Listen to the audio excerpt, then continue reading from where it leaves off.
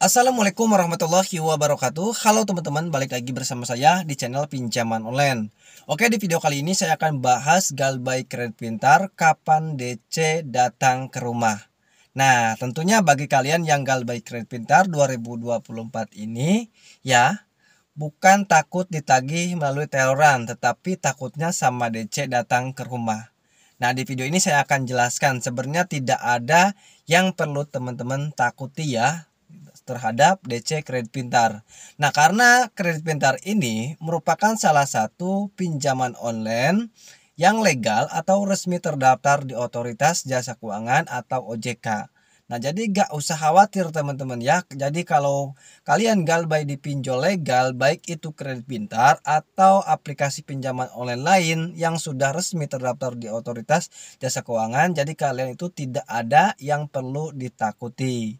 Ya, jadi tidak ada yang perlu ditakuti.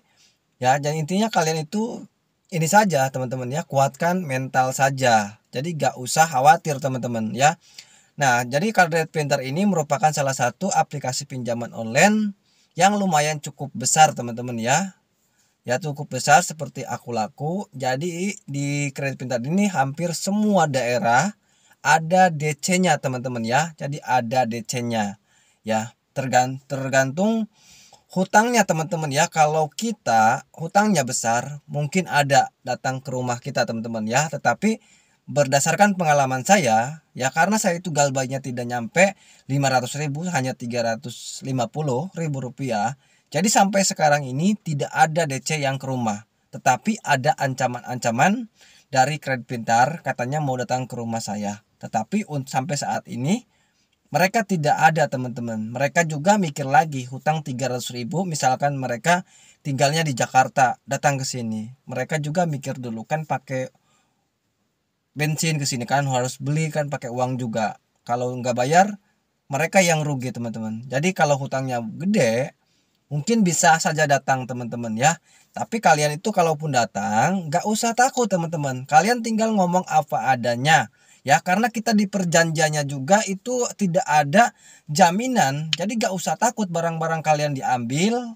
Ya, mereka itu hanya menagih saja. Jadi kalian itu kalau tidak punya uang, ya sudah bilang saja gak punya uang. Jangan sampai memaksakan. Ya, karena rasa kalian takut didatangi DC, terus kalian menjual barang-barang kalian atau kalian mengajukan pinjaman uang di aplikasi pinjaman online lain karena kalian takut sama DC Kredit Pintar. Nah, itu jangan sampai lakukan teman-teman ya. Karena kalian mengajukan pinjaman uang di aplikasi pinjaman lain atau pinjam uang di bank ya untuk membayar tagihan di Kredit Pintar, justru nanti hutang kalian itu tambah banyak ya. Jadi jangan sampai lakukan seperti itu ya. Nanti kalian itu tidak akan beres-beres hutang kalian teman-teman ya. Lebih baik galbaikan saja dulu ya. Nanti kalau sudah punya uang baru kalian bayar. Walaupun bunga berjalan, lebih baik seperti itu teman-teman. Jadi lebih baik galbay satu aplikasi saja ya. Jadi jangan sampai kalian nanti jika kalian memaksakan karena takut didatangi DC Kredit Pintar, kalian bayar padahal uangnya itu dapat pinjam gitu kan, ada bunganya lagi. Itu lebih bahaya teman-teman. Kalau seperti itu nanti kalian tidak akan beres-beres hutang kalian, malah terjerat teman-teman. Jadi bilang saja apa adanya. Gak usah takut, mereka emang cara mereka itu ya mengancam-ngancam seperti itu ya, supaya nasabah yang galbay itu takut dan mau membayar karena mereka itu nggak mau tahu uang dari mana, pokoknya harus bayar ya.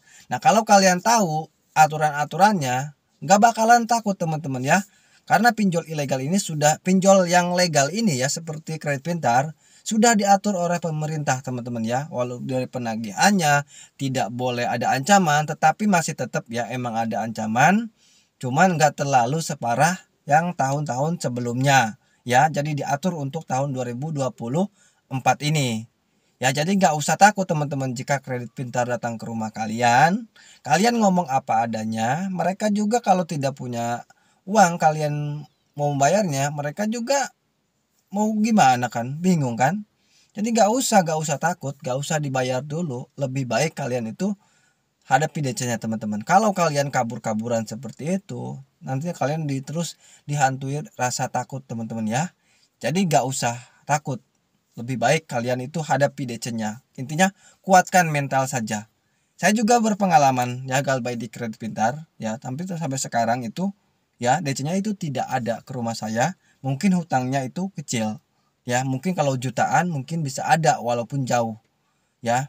Biasanya sih DC Kredit Pintar itu di daerah Jabodetabek itu pasti ada ya, di daerah saya juga ada ya, di daerah Banten juga ada teman-teman ya, tetapi target mereka itu yang galbay ya lebih besar teman-teman ya, jadi diutamakannya itu yang galbaynya lebih besar jutaan, seperti ya dari 1 juta ke atas. Dari kalau galbaynya 500.000 ke bawah itu seperti saya, intinya tidak akan didatangi teman-teman ya untuk saat ini. Mungkin kedepannya bisa saja didatangi teman-teman, tapi saya tidak takut teman-teman ya, bukan tidak takut karena saya mampu. Emang saya juga tidak mampu membayar karena pekerjaan saya hanya sebagai taksi online ya, jadi nggak jelas gitu ya pendapatannya teman-teman ya. Sampai sekarang ini saya juga belum bayar, jadi intinya nggak usah takut teman-teman ya, walaupun diancam seperti apa kalian jangan gentar teman-teman ya, hadapi saja. Jadi supaya kalian berani, kalau kalian kabur-kaburan takut sama DC itu tidak akan beres-beres. Yang ada kalian takut terus-terusan seperti itu teman-teman. Jadi ngomong apa adanya teman-teman. Jadi barang kalian itu tidak ada, misalkan ada barang berharga, misalkan kendaraan motor ataupun ya kendaraan-kendaraan berharga gitu kan, itu tidak akan diambil teman-teman. Jadi kita itu di perjanjiannya, kalau kalian tahu ya aturan-aturannya, itu tidak akan takut teman-teman ya, tidak akan takut. Kalian juga tidak akan dibawa ke ini ya, ke kantor polisi atau sebagainya, itu tidak ada teman-teman. Jadi hutang piutang itu tidak ada hukumnya teman-teman ya, tidak ada undang-undangnya mau dipenjara atau kayak gimana, tidak ada teman-teman ya. Kecuali kalian mengajukan di bank, mungkin ada barang yang disita. Kalau di aplikasi pinjaman online atau fintech lending itu hanya per data saja. Jika kalian galbay, paling data kalian itu di backlist saja, di backlist sementara ya, di backlist sementara. Jika kalian bayar nanti itu akan pulih kembali. Jadi itu aja, jadi nggak ada yang perlu ditakuti teman-teman ya. Kadang-kadang suka lucu ya, banyak sekali yang sampai bunuh diri ya gara-gara banyak hutang dipinjol. Sebenarnya ngapain sampai bunuh diri ya, intinya kalian itu kuatkan mental saja kata saya juga ya. Jadi tidak ada yang perlu ditakuti, jadi hadapi saja teman-teman. Nah Kredit Pintar juga mengancam seperti ini kepada saya, katanya mau datang ke rumah saya. Mereka itu lagi di nasabah yang galbay dulu ya, yang galbay yang deket daerah saya gitu kan, nanti ke rumah saya. Tapi sampai sekarang saat ini belum ada teman-teman. Jadi mereka itu hanya nakut-nakutin saja supaya kita sebagai nasabah yang galbay itu bayar, seperti itu ya. Jadi intinya tidak ada yang harus teman-teman takuti. Jadi memang Kredit Pintar itu sudah hampir semua daerah itu hampir ada DC ya, atau debt kolektornya.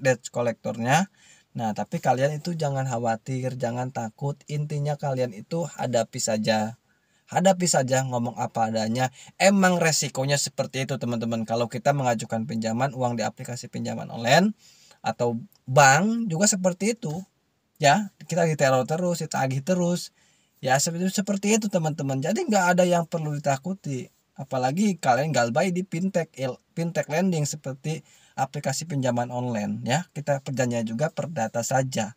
Jadi intinya aman teman-teman ya, kalau galbay Kredit Pintar aman. Bukan berarti aman kalian itu galbay dengan sengaja teman-teman ya. Kalau galbay dengan sengaja itu beda ceritanya ya. Kalau kalian galbay benar-benar tidak mampu bayar atau gagal bayar Kredit Pintar, tidak punya uang sama sekali, ya sudah, lebih baik galbaykan saja dulu ya. Jangan sampai kalian gali lubang tutup lubang. Kan sekarang dibatasi lagian ya sama pihak OJK, hanya bisa mengajukan di 3 aplikasi pinjaman online. Jadi intinya seperti itu. Oke, mungkin itu saja dari saya. Semoga video ini bisa bermanfaat. Terima kasih sudah menonton. Wassalamualaikum warahmatullahi wabarakatuh.